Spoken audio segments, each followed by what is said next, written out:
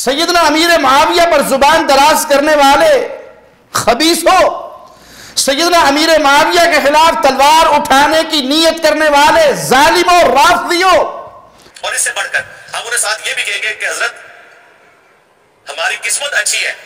کہ ہم آپ کے زمانے میں نہیں، ورنہ آپ کے اوپر تلوار ہم سونت لیتے مولا علی کے حق۔ ہماری قسمت اچھی ہے کہ ہم آپ کے زمانے میں نہیں، ورنہ آپ کے اوپر تلوار ہم سونت لیتے۔ سیدنا امیر معاویہ کا وہ ایک لمحہ جب وہ رسول اللہ صلی اللہ علیہ وسلم کی خدمت میں موجود ہوا کرتے تھے، آپ کے خطوں کو پڑھا کرتے تھے، جہاد میں آپ کا ساتھ دیا کرتے تھے، تم جیسے ساری عمر کے ظالم اکٹھے ہو جائیں امیر معاویہ کے پاؤں سے اڑنے والی خاک کے ایک ذرے کے برابر نہیں ہو سکتے۔ یہ انجینئر محمد علی مرزا حقیقت میں رافضی ہے، یہ چھپا ہوا رافضی نہیں، اس کے ان جملوں کے بعد یہ کھلا ہوا رافضی ہے جو صحابہ کے مقابلے پر تلوار اٹھانے کی بات کرتا ہے، سیدنا امیر معاویہ کے مقابلے پر تلوار اٹھانے کی بات کرتا ہے۔ حالانکہ اس موقع پر بھی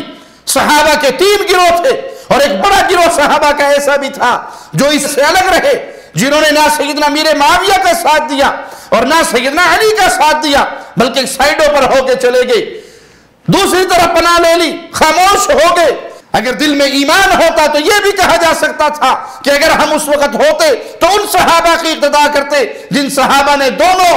فریقوں میں سے کسی کا ساتھ نہیں دیا بلکہ سائڈ پہ ہو گئے۔ لیکن ان ظالموں کے دلوں میں صحابہ کی عداوت اور صحابہ کا بغض ہے، اور بغض صحابہ کی بنیاد پر یہ کہتا ہے کہ میں تلوار اٹھاتا اگر میں وہاں پر ہوتا۔ ہم کہتے ہیں ظالم اگر تو وہاں پر ہوتا تو امیر معاویہ سے پہلے تو سیدنا عثمان کے خلاف تلوار اٹھا کر خبیثوں میں اور ظالموں میں شامل ہو جاتا۔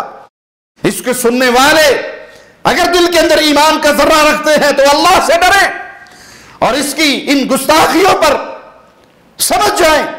کہ یہ ایران کے ٹکڑوں پہ پلنے والا ایک جانور ہے جس کا کام صرف صحابہ کو بھونکنا ہے، جس کو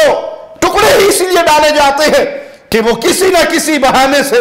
سنیت کے دلوں میں صحابہ کی نفرت پیدا کرے۔ لیکن یاد رکھیے جب تک علماء باقی رہیں گے، جب تک اہل علم باقی رہیں گے، جب تک اہل توحید اور اہل الحدیث باقی رہیں گے، ان جیسے فتنوں کا مقابلہ کرنے کے لیے وہ ہر میدان میں کھڑے رہیں گے اور ان کی خباثتوں کا جواب دیتے رہیں گے۔